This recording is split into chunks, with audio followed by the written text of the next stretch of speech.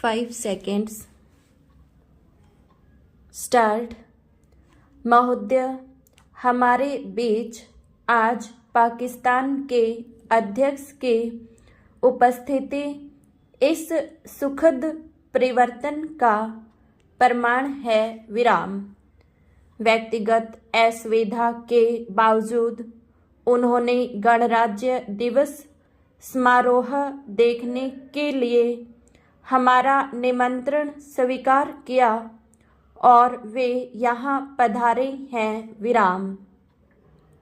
विदेशों के साथ महत्वपूर्ण संपर्क की दिशा में यह वर्ष चिर स्मरणीय रहेगा। विराम।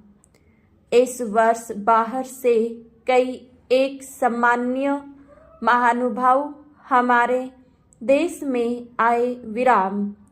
उनमें युगोस्लाविया के राष्ट्रपति, चीनी लोकराज्य के प्रधानमंत्री, श्रीलंका के प्रधानमंत्री और इंडोनेशिया के प्रधानमंत्री का मैं विशेष उल्लेख करना चाहूँगा। विराम।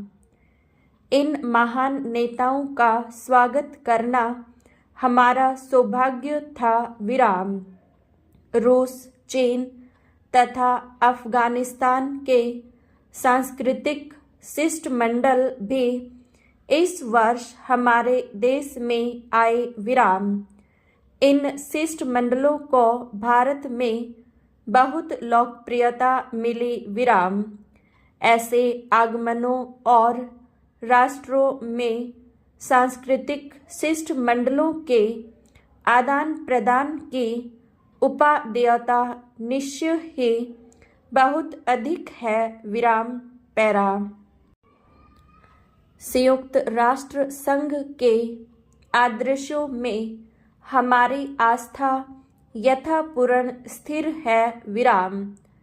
फिर भी मेरे विचार में विभिन्न भूखंडों के राष्ट्रों द्वारा सामान्य समस्याओं पर विचार करने के लिए पारस्परिक विचार विमर्श उस महान विश्व संगठन के उद्देश्य अथवा आदर्शों के प्रतिकूल नहीं। विराम।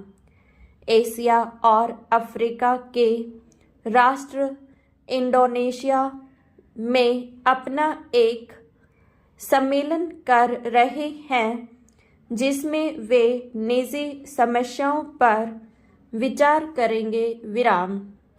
मुझे बहुत प्रसन्नता है कि बोगोर सम्मेलन और प्रस्तावित जकार्ता सम्मेलन का आयोजन करने में भारत कुछ सहायता कर सका है। विराम।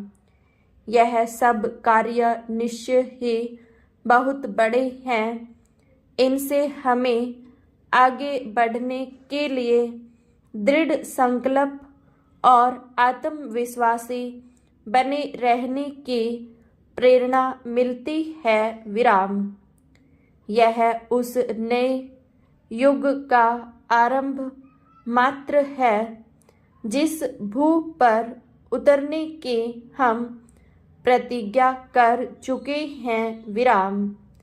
जो महान कार्य हमने अपने ऊपर लिए हैं उन्हें संपन्न करने के लिए भारत को अपने प्रत्येक नागरिक की सद्भावना, सहयोग तथा सहायता की अपेक्षा है। विराम।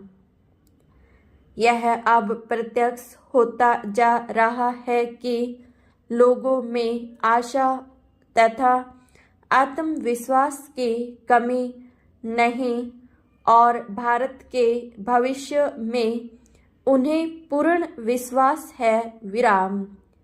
ये शुभ लक्षण हैं। विराम। अपने पिछड़े हुए और दलित भाइयों से 2 शब्द कहकर मैं इस संदेश को समाप्त करता हूँ। विराम। हम अपनी प्रतिज्ञाओं से मार्गदर्शन और उन उच्च आदर्शों से उत्प्रेरित हों जिनका सदियों से भारत ने आदर किया है और जिनका फिर से स्मरण कराने के लिए महात्मा गांधी ने इतना गंभीर प्रयत्न किया, जो भारत में सच्चा कल्याणकारी राज्य स्थापित करने के लिए कटिबद्ध है। ऐसा कल्याणकारी राज्य बनाएंगे जिसमें प्रत्येक नागरिक को न केवल समान अधिकार और समान अवसर मिलेगा, बल्कि वह अपने देश के प्रति कर्तव्य का भी स्वेच्छा से पालन करेगा। विराम। मेरी आज यह प्रार्थना है कि हमारा यह आदर्श ध्रुव तारे के समान हमारे पथ प्रदर्शन के लिए हमें प्रेरणा देने के लिए सदा हमारे सामने रहे। विराम।